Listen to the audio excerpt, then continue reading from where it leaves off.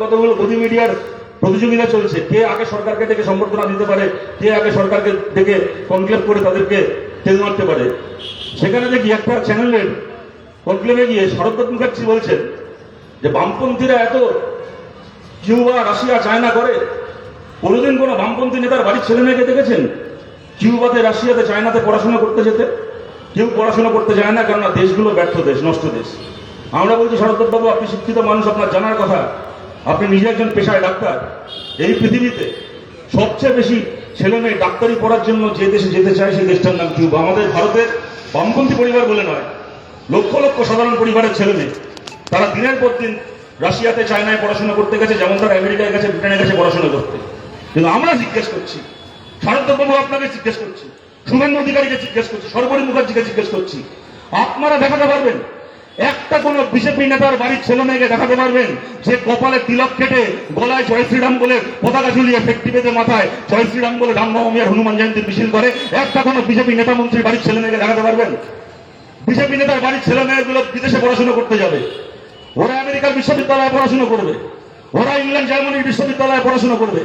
আর আমার আপনার ঘরের ছেলে মেয়েরা কপালে তিলক কেটে গলায় জয় শ্রীরাম পতাকা ঝুলিয়ে মাথায় ফেটটি বেঁধে হাতে ত্রিশূল নিয়ে বদন্যাস করতে করতে গেট করতে ক্যাম্পাস দখল করতে যাবে সর্বরী মুখার্জি পেছন পেছন। নমস্কার, আপনারা দেখছেন কবির সৌরভের ইউটিউব চ্যানেল। আমি রয়েছি কবির আপনাদের সঙ্গে। রাজ্যে নতুন সরকারের 100 দিন পূর্তি উপলক্ষে মাননীয় মুখ্যমন্ত্রী শুভেন্দু অধিকারী সরকারি এবং বেসরকারি ক্ষেত্র মিলিয়ে নতুন 1 লক্ষ কর্মসংস্থান ঘোষণা করলেন এবং ক্ষুদ্র, মাঝারি এবং বৃহৎ শিল্পে আরও নতুন 1 লক্ষ কর্মসংস্থান 6 মাসের মধ্যে এবং অটোমোবাইল শিল্পে নতুন 1 লক্ষ কোটি টাকার বিনিয়োগের ঘোষণা করলেন অধিকারী। এভাবেই যদি প্রতিবেদনটা শুরু করা যেত তাহলে আমার ভালো লাগতো, আপনাদেরও বোধহয় ভালো লাগতো। আমি কবির কথা বলছি। আপনাদের কাছে আমার প্রত্যেক শ্রদ্ধেয় সম্মানীয় দর্শকের কাছে আমার অনুরোধ, আপনাদের আশীর্বাদে আমার নতুন চ্যানেল 55,000 সাবস্ক্রাইবারের মাত্রা অতিক্রম করেছে। আপনারা যদি একটু সঙ্গে থাকেন, আপনাদের চ্যানেল সাধারণ মানুষের বক্তব্য বলা হয়, সাধারণ মানুষের কথা বলা হয়। যদি আপনারা যারা আমার নিয়মিত দর্শক এখনও চ্যানেলটিকে সাবস্ক্রাইব না করে থাকেন বা প্রথমবার যারা আসছেন তারা যদি আমার কন্টেন্ট ভালোবাসেন, পছন্দ করেন, তাহলে দয়া করে সাবস্ক্রাইব করে সঙ্গে থাকবেন। মূল প্রসঙ্গে আসি। যেটা শুরু করেছিলাম যেটা বলে সেটা যদি হতো এবং তার সঙ্গে যদি এটাও বলা যেত যে তৃণমূল, সিপিআইএম, কংগ্রেস, আইএসএফ সহ সমস্ত বিরোধী দল মুখ্যমন্ত্রী শুভেন্দু অধিকারীর এই ঘোষণাকে সদর্থকভাবে গ্রহণ করেছেন এবং স্বাগত জানাচ্ছেন, তাহলে কি ভালোই না হতো। কিন্তু অলিখ নাট্যরঙ্গে মজে লোক রাড়ে বঙ্গে আমাদেরকে আজকে আলোচনা করতে হচ্ছে খুব দুর্ভাগ্যজনকভাবে বঙ্গভঙ্গের কারণ যে 21শে জানুয়ারি 1924 সালে যখন লেনিনের মৃত্যু ঘটছে, তার 23 বছর পরে যখন দেশ স্বাধীন হচ্ছে, আজকে আমাদের আলোচনা করতে হচ্ছে বঙ্গভঙ্গের কারণ লেনিন।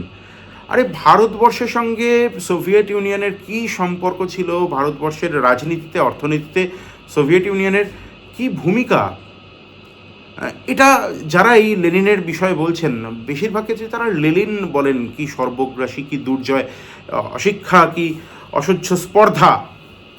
আমাদের দুর্ভাগ্য, আমাদের সহ্য করতে হচ্ছে। তারা যদি ভারতবর্ষের রাজনীতিতে এবং ভূরাজনীতিতে সোভিয়েত ইউনিয়নের কি ভূমিকা তা জানতেন, তাহলে সম্ভবত এই কথা বলছেন না। তারা স্পর্ধার এবং ধৃষ্টতার সমস্ত মাত্রা অতিক্রম করে কার কথা বলছেন? হরে কৃষ্ণ কুমারের কথা। যে হরে কৃষ্ণ কুমার সারা দেশের কাছে শ্রদ্ধেয় এবং ভূমি সংস্কার আন্দোলনের পথিকৃৎ ইন্দিরা গান্ধী, মাননীয় প্রাক্তন প্রধানমন্ত্রী পর্যন্ত যাকে অত্যন্ত সম্মানের চোখে দেখতেন এবং সারা ভারতবর্ষের দুধে আইএএস অফিসাররা, আমলারা পর্যন্ত যাকে শ্রদ্ধার চোখে দেখতেন, সেই প্রবাদ প্রতিম মানুষটি, স্বাধীনতা সংগ্রামী হরেকৃষ্ণ কুমার সম্পর্কে এরা বলছে হরেকৃষ্ণ কুমার তার শিক্ষাগত যোগ্যতা। আসলে শিক্ষাকে যারা শুধুমাত্র একাডেমিক কোয়ালিফিকেশন, ইনস্টিটিউশনাল একাডেমিক কোয়ালিফিকেশনের নিরিখে বিচার করেন, সেরা তাও করেন। এরা জানেন না সাভারকারকে, তার মার্সি পিটিশন সম্পর্কে এদের কোনো ধারণা নেই, ইনফ্যাক্ট কোনো ধারণাই নেই, কিচ্ছু না। খুব দুর্ভাগ্যজনকভাবে তাদের নিয়ে আমাদের আলোচনা করতে হচ্ছে। এবং যাদবপুরের 8B মোড়ে, উদ্বাস্তু কলোনি যাদবপুর, বেশিরভাগটাই বাংলাদেশের মুক্তিযুদ্ধে সেই সময় 1971 সালে সেই সময় সোভিয়েত ইউনিয়নের কি ভূমিকা, ইত্যাদি। এই নিয়ে এদের সঙ্গে আলোচনা করা বৃথা, কারণ এরা বুঝবে না।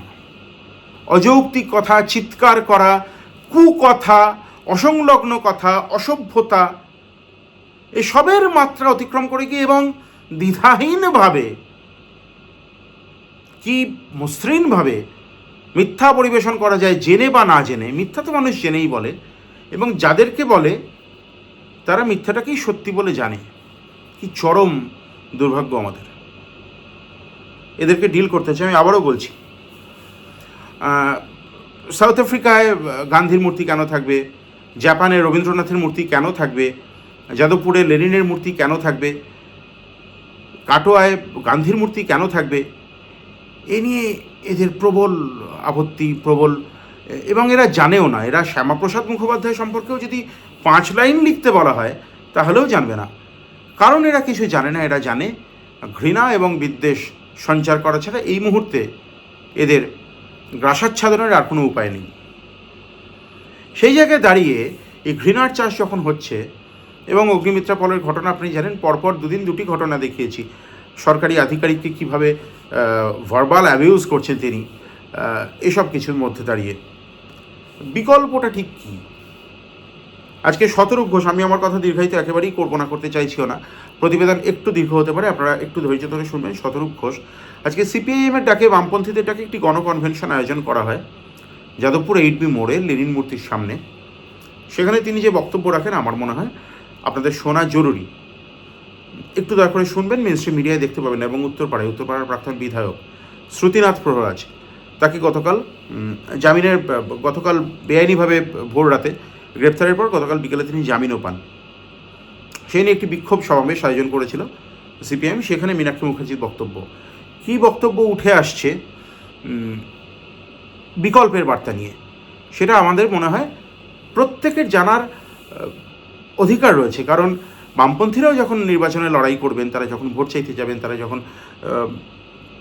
ধারাবাহিক গণ আন্দোলনের মধ্যে থাকবেন, তখন তাদের এজেন্ডাটা ঠিক কী? শুধুই কি অন্ধ বিজেপি বিরোধিতা, নাকি কোনো বিকল্প রয়েছে, অ্যাসার্টিভ কোনো অল্টারনেটিভ রয়েছে? সেটাও মনে হয় জানা জরুরি।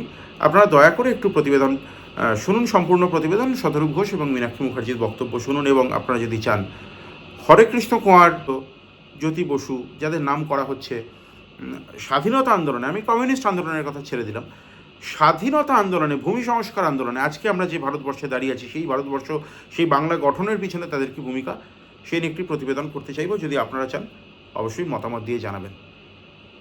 মঞ্চে উপস্থিত বামপন্থী আমাদের সহনাগরিকেরা, আমাদের গুরুজনেরা, আমাদের ভাইরা, বোনেরা, বন্ধুরা, দেখুন এখানে আপনারা জানেন, আমরা বিশেষ করে যারা যাদবপুর বা আশপাশের এলাকায় থাকেন তারা জানেন, এই যে লেনিনের মূর্তির দিকে, আমাদের এই সবার সামনের দিকে, আমাদের মঞ্চের সামনে থেকে যেখানে আমরা দাঁড়িয়ে কথা বলছি, আমাদের সামনে আপনাদের সবার পেছনে যে লেনিনের মূর্তি, এই লেনিনের মূর্তিটার এই চেহারা ছিল না। এই লেনিনের মূর্তিটা একসময় ছিল যাকে আমরা বাংলায় বলি আবক্ষ মূর্তি। এই লেনিনের মূর্তিকে আগেও ভাঙা হয়েছিল। এর আগের সরকারের আমলে এরকমভাবে গুন্ডারা জড়ো হয়ে 2013 সালে এই লেনিনের মূর্তিকে ভেঙে টুকরো টুকরো করে দিয়েছিল। যারা ভেঙেছিল আজকে তাকিয়ে দেখুন, তাদের পার্টিটাই টুকরো টুকরো হয়ে ভেঙে গেছে। লেনিনের মূর্তি আবার জোড়া হয়ে ওখানে দাঁড়িয়ে আছে, কিন্তু এদের পার্টিটা কোনোদিন আর জোড়া লাগবে না। এই আক্রমণ আর এদের একটা অদ্ভুত চুক্তি আছে। এখন বিজেপি RSS ওদের লেনিন ওদের ঘোষিত শত্রু, ওদের কোন পাকাধান আমি দিয়েছিল জানি না, কিন্তু ওদের ঘোষিত শত্রু লেনিন। ওদের একটা অদ্ভুত চুক্তি আছে, লেনিন ভারতীয় নয়, ভারতে কেন লেনিনের মূর্তি থাকবে? আচ্ছা ভাবুন তো, এই মহাপুরুষগুলো যদি কোনোদিন রাশিয়ায় জন্মাতো কি করতো? সবার আগে গিয়ে রাশিয়ায় মহাপ্রভু শ্রী চৈতন্যদেবের মূর্তি ভাঙতো, বলতো শ্রী চৈতন্য রাশিয়ার নাম, কেন রাশিয়ার মূর্তি থাকবে? এটা যদি কোনোদিন ব্রিটেনে জন্মাতো, ইংল্যান্ডে জন্মাতো, ব্রিস্টলে গিয়ে রাজা রামমোহন রায়ের মূর্তি ভাঙতো, বলতো রামমোহন রায় ব্রিটিশ নয়, তাহলে ইংল্যান্ডে কেন রাজা রামমোহন রায়ের মূর্তি থাকবে? আমরা ভারতীয় হিসেবে আমাদের গর্ব। এই পৃথিবীতে যে মানুষটার নামে পৃথিবীর সবচেয়ে বেশি দেশে রাস্তার নাম আছে, তিনি একজন ভারতীয়, মোহনদাস করমচাঁদ গান্ধী, মহাত্মা গান্ধী। পৃথিবীর সবচেয়ে বেশি দেশে যার নামে রাস্তা রয়েছে। যদি এরা ভারতের বাইরে সেই সব দেশে জন্মাতো, এরা বলতো যে আমাদের দেশে মহাত্মা গান্ধীর নামে রাস্তা রাখা যাবে না, কারণ গান্ধীজি আমাদের দেশের মানুষ। তারপর আরেক আজব প্রশ্ন, লেনিন ভারতের জন্য কি করেছে? এখন লেনিন 1924 সালে মারা গেছেন। 1947 সালে যারা ভারত ভাগ হওয়ার কারণ হিসেবে লেনিনকে দায়ী করেন, দোষী করেন, সেই সমস্ত হোয়াটসঅ্যাপ ইউনিভার্সিটির ছাত্রদের কাছ থেকে এই প্রশ্ন আসা স্বাভাবিক, লেনিন ভারতের জন্য কি করেছেন। আমরা ভারতের মানুষ জানি লেনিনের হাতে তৈরি সোভিয়েত ইউনিয়ন ছিল স্বাধীনতার পরে শুধু নয়, স্বাধীনতার আগে থেকে ব্রিটিশের বিরুদ্ধে যখন ভারত মুক্তির আন্দোলন লড়ছিল, ভারতের সবচেয়ে বিশ্বস্ত বন্ধুর নাম ছিল লেনিনের রাশিয়া। সোভিয়েত ইউনিয়ন ভারতের অবিচ্ছেদ্য বন্ধু ছিল স্বাধীনতার আগে এবং স্বাধীনতার পরে। আমাদের দেশ স্বাধীন হলো, স্বাধীন ভারতে জওয়াহরলাল নেহরু, পণ্ডিত জওয়াহরলাল নেহরু, ডক্টর বি আর আম্বেদকররা সরকার চালানোর দায়িত্বে আসলেন। তারা দেখলেন যে 200 বছর ব্রিটিশের গোলামি করার পরে একটা দেশ স্বাধীন হয়েছে। শুধুমাত্র দেশকে এখন রাজনৈতিকভাবে স্বাধীন করলে আমাদের দায়িত্ব শেষ হয়ে যায় না, দেশকে অর্থনৈতিকভাবে স্বাধীন করতে হবে, যাতে দেশের মানুষ খেয়ে পড়ে বাঁচতে পারে। সেই ভারত আমাদের করতে হবে। তার জন্য ভারতে কি দরকার? ভারত একটা শক্তিশালী অর্থনৈতিক বুনিয়াদ দরকার, একটা কাঠামো দরকার, ভারতের পাবলিক সেক্টর এন্টারপ্রাইজ দরকার, ভারতের খনিজ সম্পদকে তুলে আনা দরকার, ভারতের শিক্ষা প্রতিষ্ঠান তৈরি করা দরকার। নতুন ভারত নির্মাণের কাজ শুরু হলো। আর সেই নতুন নির্মাণ ভারত নির্মাণের প্রশ্নে ভারতের পাশে সবার আগে যে বন্ধুর মতো এসে হাত ধরলো, সেই দেশটার নাম লেনিনের Russia, Soviet Union. Bokaro steel plant, Bhilai steel plant, Visakhapatnam steel plant, এই ভারতের বুকে তৈরি হয়েছিল লেনিনের সোভিয়েত রাশিয়া আমাদের কাছে বন্ধুর মতো হাত রেখেছিল বলে। কাশ্মীর, যে কাশ্মীরকে নিয়ে এরা এত রাজনীতি করে, ফিনাল রাজনীতি করে, বিদ্বেষের রাজনীতি চাষ করে। ভারত যেদিন কাশ্মীর যখন ভারতের সঙ্গে অন্তর্ভুক্ত হলো, তার আগে অব্দি আপনারা জানেন যে পাকিস্তানের সেনাবাহিনী কাশ্মীর দখল করতে করতে এগিয়েছিল। কাশ্মীরের মহারাজা জওয়াহরলাল নেহরুর কাছে SOS পাঠালেন। ভারতের সেনা গেল, কাশ্মীরের সেনাকে আটকে দিল। যেখানে পাকিস্তানের সেনাকে আটকে দিল, যেখানে পাকিস্তানের সেনা আটকে গেল, ওইটাকে আজ অব্দি আমরা বলি লাইন অফ কন্ট্রোল। তার আগে থেকে, তার এপার থেকে ভারত কাশ্মীরকে অন্তর্ভুক্ত করলো। এবং আমরা ভারতীয়রা মনে করি কাশ্মীর ভারতের অবিচ্ছেদ্য অঙ্গ। যে যে রাজনীতি করতে পারে, কিন্তু এই নিয়ে এই প্রশ্নে কোনো দ্বিমত নেই ভারতের মধ্যে। কাশ্মীর ভারতের অবিচ্ছেদ্য অঙ্গ। কারণ কাশ্মীরের সাধারণ মানুষের ইচ্ছায় কাশ্মীর ভারতভুক্ত হয়েছিল। কিন্তু পৃথিবীর কোনো দেশ, ভারতের বাইরে পৃথিবীর কোনো দেশ সেদিন এই প্রশ্নে ভারতের পাশে দাঁড়ায়নি। আজকে পর্যন্ত এই আমেরিকা থেকে শুরু করে মোদি যা হয়ে গিয়ে নমস্তে ট্রাম্প করে আসে, যার কথায় অপারেশন সিন্দুর বন্ধ করে দেয়, ওই ট্রাম্পের আমেরিকা থেকে শুরু করে ভারতের এই মোদীর বন্ধু দেশগুলো, ওই ইসরায়েল, নেতানিয়াহুর দেশ, নরপশু নরখাদকদের দেশ, দশকের পর দশক প্যালেস্তাইনের শিশুদেরকে খুন করছে ওই নরখাদক দেশ ইসরায়েল। আজকে পর্যন্ত এই একটা দেশ স্বীকার করেনি যে কাশ্মীর ভারতের অঙ্গ। যখনই কাশ্মীরের প্রশ্ন আসে, এই দেশগুলো বলে the disputed territory of Kashmir, কাশ্মীরের বিতর্কিত অঞ্চল। এই পৃথিবীর বুকে ভারতবর্ষ ছাড়া আর একটা মাত্র দেশ ছিল যে দেশ আন্তর্জাতিক মঞ্চে তর্কহীনভাবে বলেছিল কাশ্মীরের উপর ভারত ছাড়া অন্য কোন দেশের কোনো দাবি থাকতে পারে না, কাশ্মীর হচ্ছে এক এবং একমাত্র ভারতবর্ষের অংশ। সেই দেশটা হচ্ছে লেনিনের সোভিয়েত ইউনিয়ন, ভারতের অবিচ্ছেদ্য বন্ধু, ভারতের বিপদের দিনের বন্ধু, অভিন্ন হৃদয়ের বন্ধু। ভারত সেদিন মুক্ত হয়েছিল, গোয়া আমাদের সঙ্গে ছিল না, আপনারা জানেন। গোয়াকে মুক্ত করার জন্য পর্তুগিজ কলোনি ছিল গোয়া। গোয়াকে মুক্ত করার জন্য ভারতের মানুষ গোয়া মুক্তি সংগ্রামে অংশগ্রহণ করেছিল। আরএসপির নেতা ছিলেন কমরেড ত্রিদিব চৌধুরী, দিনের পর দিন জেল খেটেছেন গোয়া মুক্তি সংগ্রামের লড়াই অংশগ্রহণ করে। বারবার করে পর্তুগিজ কলোনি ছিল, পর্তুগাল নেটোর অংশ, বারবার করে নেটোয় গিয়ে পর্তুগাল এই দাবি তুলেছিল যে ভারত যখন 1961 সালে যখন গোয়াকে ভারতের সঙ্গে সামিল করার জন্য গোয়ার সঙ্গে গোয়ার লিবারেশন যুদ্ধ ভারত সেনা পাঠায়, পর্তুগাল বারবার করে নেটো এই দাবি তোলে যে আমরা একটা নেটো অন্তর্ভুক্ত দেশ, পর্তুগাল আমাদের, গোয়া আমাদের অংশ, পর্তুগালের অংশ, সেখানে ভারত আক্রমণ করছে মানে নেটোর বাকি দেশগুলোকে আমাদের সঙ্গে দাঁড়াতে হবে। আমেরিকা থেকে শুরু করে, ব্রিটেন থেকে শুরু করে একটার পর একটা ইউরোপীয়, সেই সময়কার আমেরিকার ইউরোপের দেশ, তারা এই প্রশ্নে পর্তুগালের পাশে দাঁড়ায়। নেটোর সঙ্গে সেনাবাহিনী পাঠানোর কথা হয় পর্তুগালের, যে নেটোর সেনাবাহিনী আসবে ভারতের বিরুদ্ধে লড়াই করার জন্য, গোয়াকে পর্তুগালের সঙ্গে রাখার জন্য। বারবার করে ওই নেটোয় দাঁড়িয়ে, ওখানে ইউনাইটেড নেশনসে দাঁড়িয়ে নেটোর বিরুদ্ধে ভেটো দিয়েছিল সোভিয়েত ইউনিয়ন। দাঁড়িয়ে বলেছিল আমেরিকার সেনাবাহিনী যদি গোয়ার দিকে ফিরে তাকায় তাহলে আমরা আমেরিকার সঙ্গে যুদ্ধে নামবো, কিন্তু গোয়া ভারতের সঙ্গে সামিল হবে, কোন দেশকে আমরা গোয়ার মতো পরিবর্তন দেবো না। এই প্রশ্নে আমরা লেনিনের সোভিয়েত ইউনিয়ন, আমরা ভারতের সঙ্গে আছি। গোয়া মুক্ত হয়, ভারত মুক্ত হয়। এই হোয়াটসঅ্যাপ ইউনিভার্সিটির ছাত্ররা এখন যাদবপুর মোড়ে এসে বানর নাচ করতে করতে জিজ্ঞেস করছে লেনিনের স্ট্যাচু কেন যাদবপুরে থাকবে, লেনিনের স্ট্যাচু কেন ভারতে থাকবে। আমরা ভুলে গেছি এই যাদবপুর অঞ্চল টালিগঞ্জ অঞ্চল বিস্তীর্ণ উদ্বাস্তু অঞ্চল। এখানে ঘরে ঘরে এমন পরিবার বাস করে যাদের পূর্বপুরুষরা থাকতেন ওপার বাংলায়, বাংলাদেশে অবিভক্ত সেই সময়কার পূর্ব পাকিস্তানে। সেখানকার সংখ্যালঘু হিন্দু মানুষের উপর অত্যাচার, সেখানকার বাঙালি মানুষের উপর অত্যাচার যখন পাকিস্তানের খান সেনা দিনের পর দিন নামিয়ে এনেছিল, একটা সময় গিয়ে বাংলাদেশকে মুক্ত করার জন্য মুজিবুর রহমানের নেতৃত্বে করে লড়াই শুরু হয়। সেই লড়াইয়ের পাশে দাঁড়ায় ইন্দিরা গান্ধী, সেই লড়াইয়ের পাশে দাঁড়ায় ভারতবর্ষ। ভারতের সেনা যায় বাংলাদেশকে মুক্ত করার লড়াইয়ে। সেই সময় আমেরিকা 7ম নৌবহর পাঠিয়েছিল পাকিস্তানের কথায়। পাকিস্তানের হয়ে এই ট্রাম্পের দেশ আমেরিকা, ওই নিক্সনের দেশ আমেরিকা ভারতের বিরুদ্ধে যুদ্ধ করার জন্য 70 নৌবহর পাঠিয়েছিল। ভারত থেকে ইন্দিরা গান্ধীর বার্তা যায় সোভিয়েত ইউনিয়নের কাছে। সোভিয়েত ইউনিয়ন তার জাহাজকে পাঠায় ভারতের উপকূলকে পাহারা দেওয়ার জন্য। আমেরিকা 70 নৌবহর ভারতের উপকূলের দিকে এগোচ্ছিল।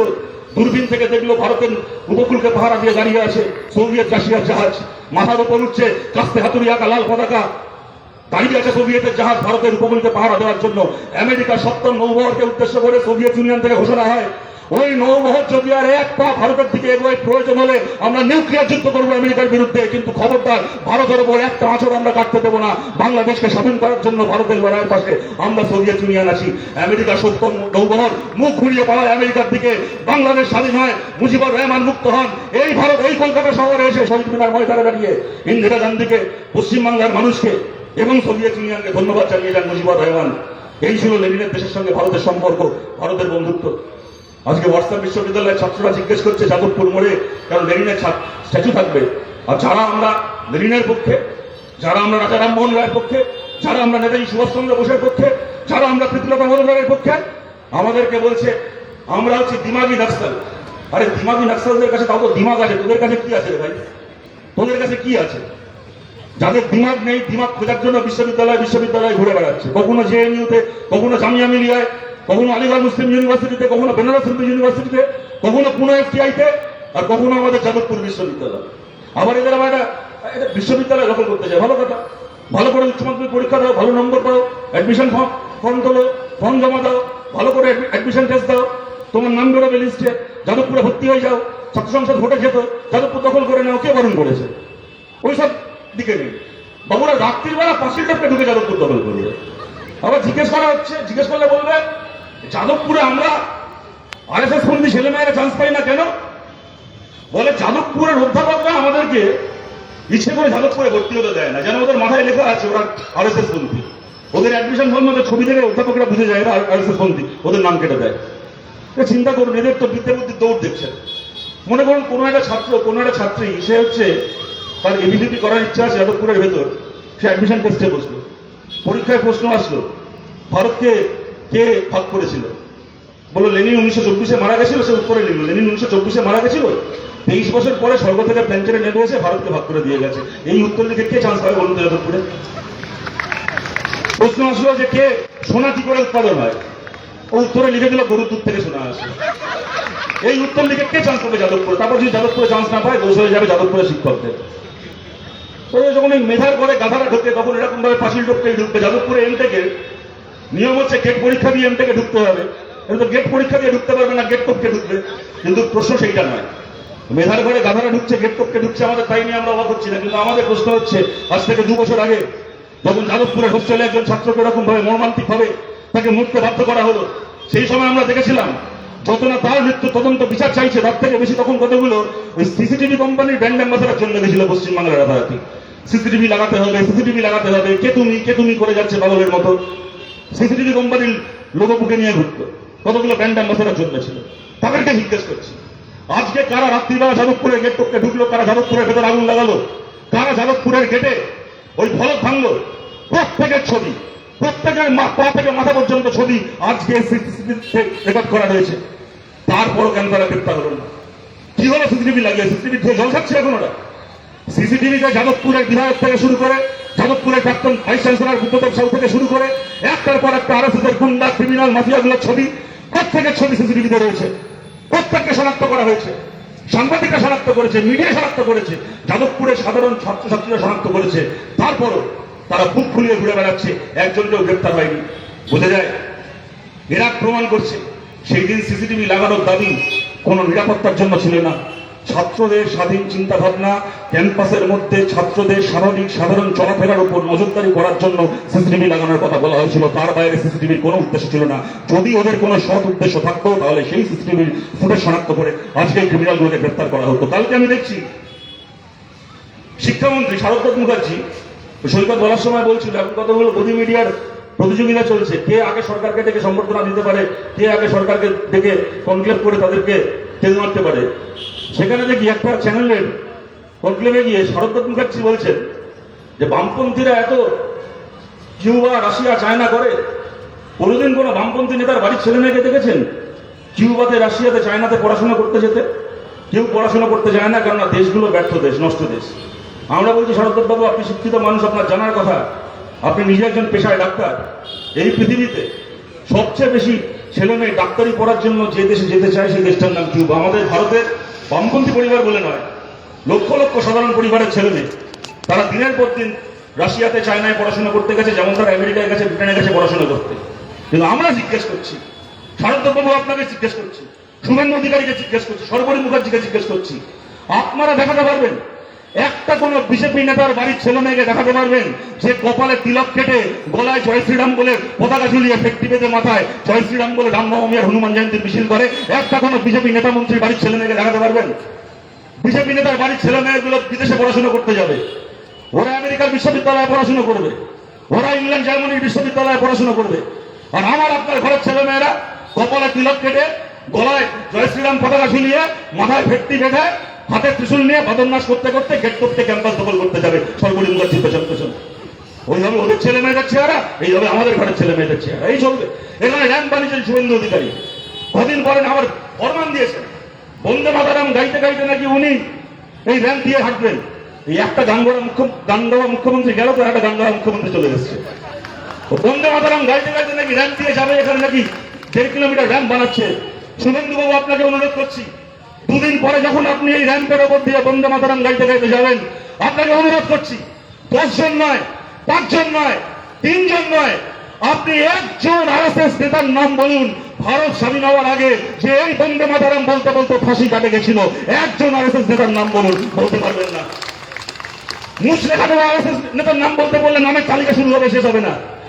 ব্রিটিশের চিরপলিশ করা আরএসএস নেতার নাম বলতে বললে নামের তালিকা শুরু হবে, শেষ হবে না।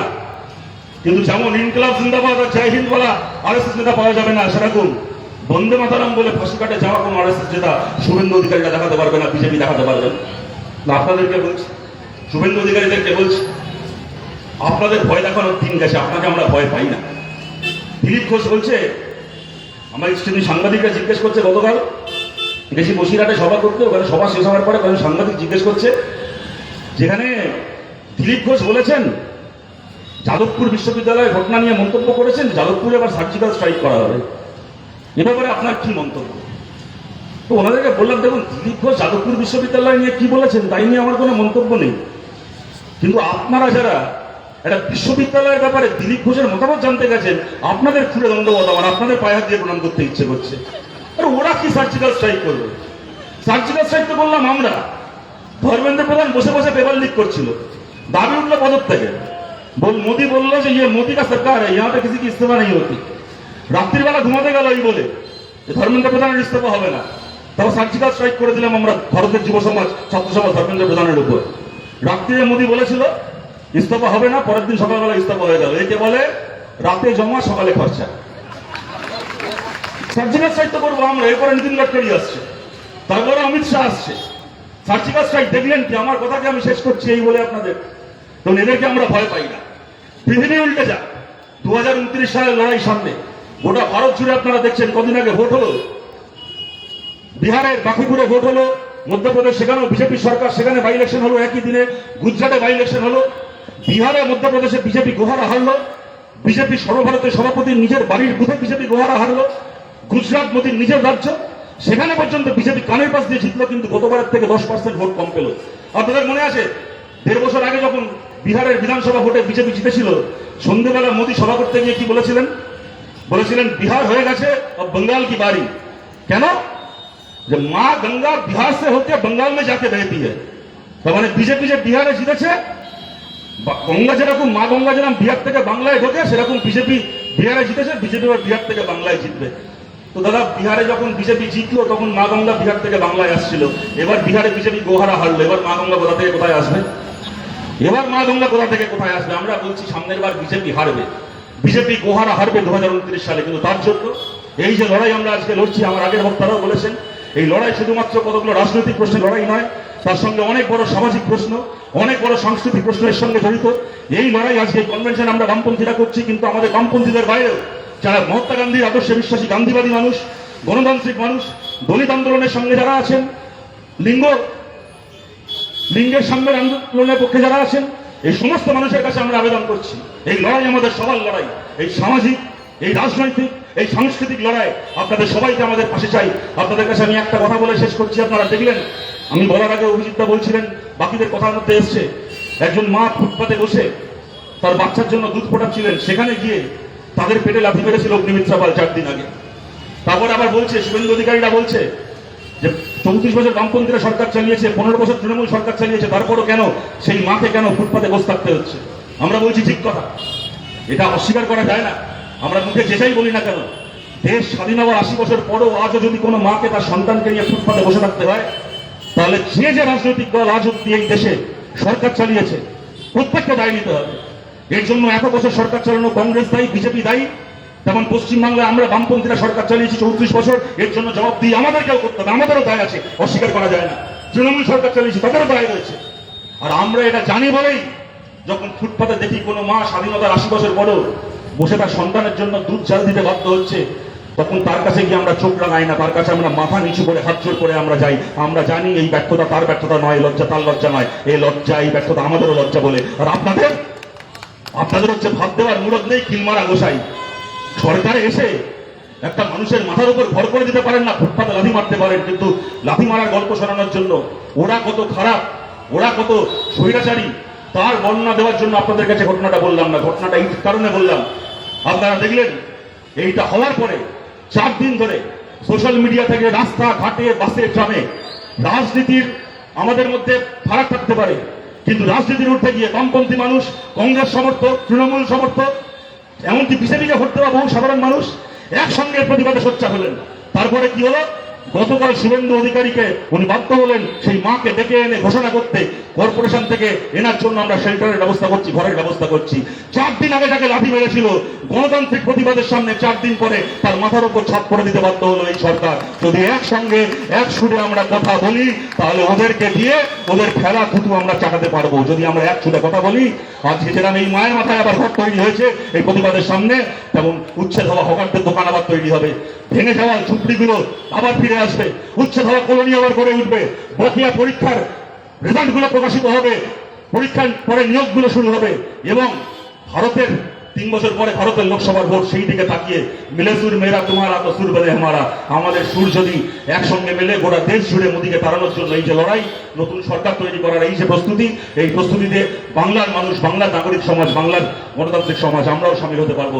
এই কথা বলে আপনাদের সবাইকে ধন্যবাদ জানিয়ে, লড়াই আপনারা থাকবেন আমরা জানি, এই আশা রেখে আপনাদের সবাইকে ধন্যবাদ জানিয়ে আমার কথা শেষ করছি। ভালো থাকবেন সবাই, নমস্কার।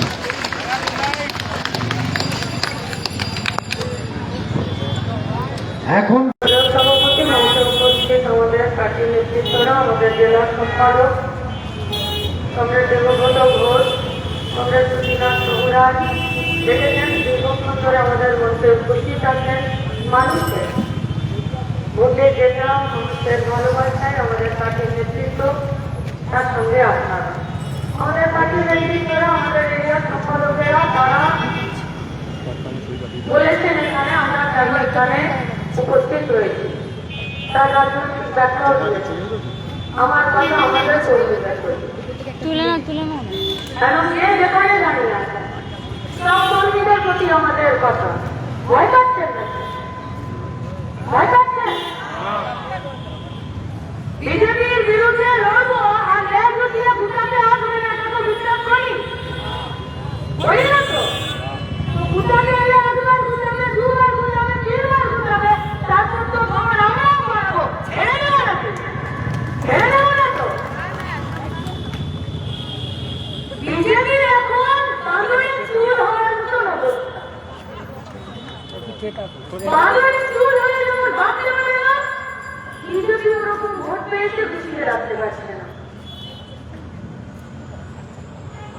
আর চুল যদি লম্বা হয়, আর যত্ন যদি না নিতে পারে, বাঁধতে যদি না পারে, তো প্রথমে কাট লাগবে, তারপরে উকুন হবে, তারপরে লাল ঝান্ডা হাতে কেটে ন্যাড়া করে দেবে, ন্যাড়া করে দেবে। শুধু সাহস রাখতে হবে আর নিজেদের প্রতি কনফিডেন্স রাখতে হবে। কারণ গায়ক রাজনীতি রাজনীতি করতে আসেনি, মানুষের অধিকারে লড়তে এসেছি। আর সেজন্য একজন কংগ্রেস সুবিধা প্রহরাজ, অনুপম চক্রবর্তী, দীপক চক্রবর্তীরা একবার জেলে যাবে, অসংখ্য কংগ্রেসরা রাস্তায়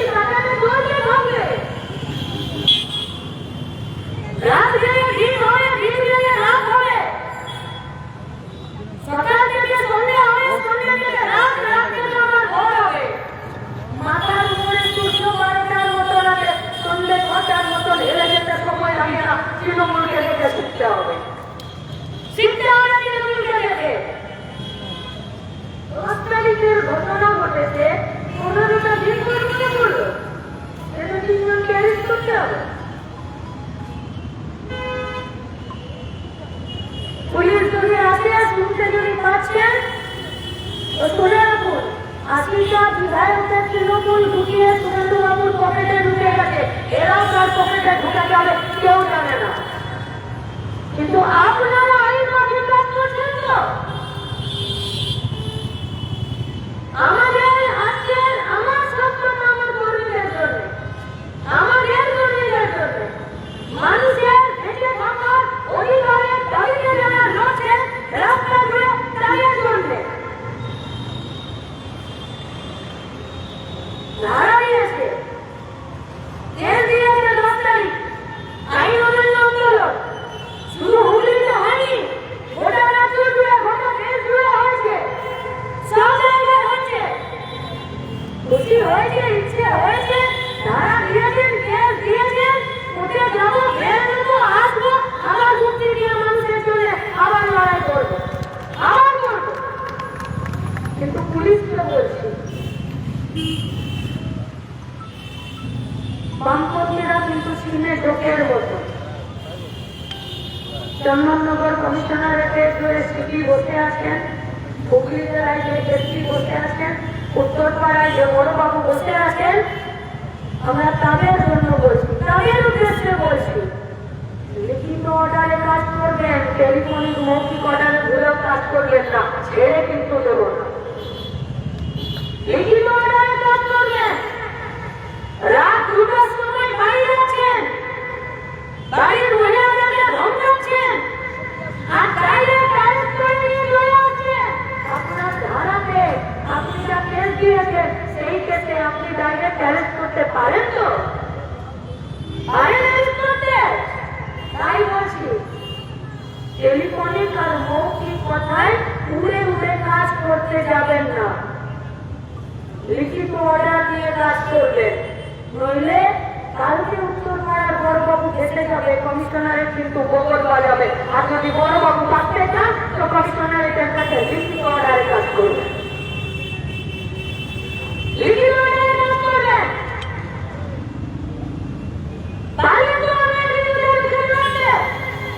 এমনটা হবে না তো?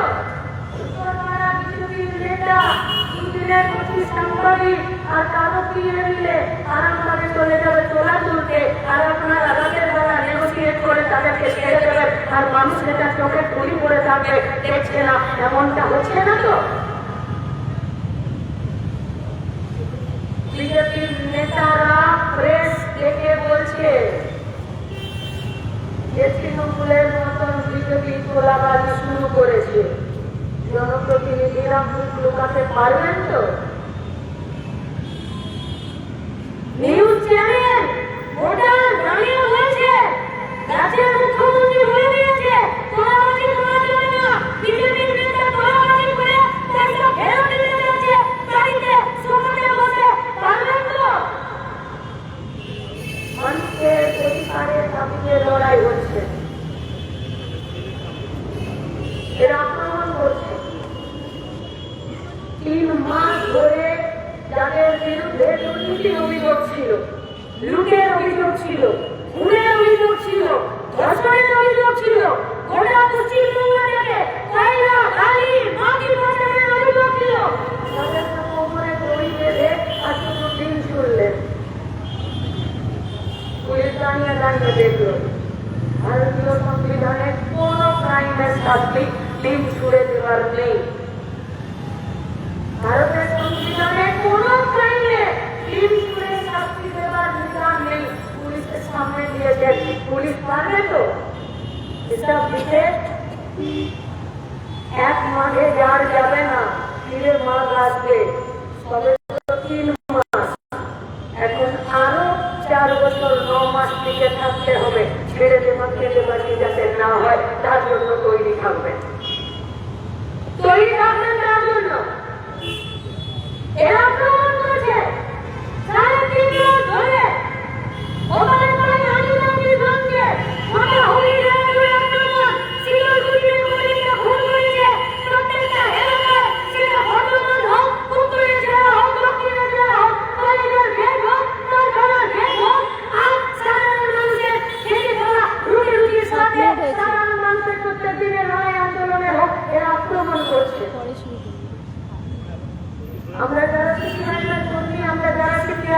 ठीक हम लोग इस आक्रमण को सिर्फ आक्रमण नहीं बोलना चाहते हैं, हम लोग बोलना चाहते हैं ये लोग दलाली कर रहा है। दलाली करছে দলালি স্রেফ দলালি করছে বিজেপি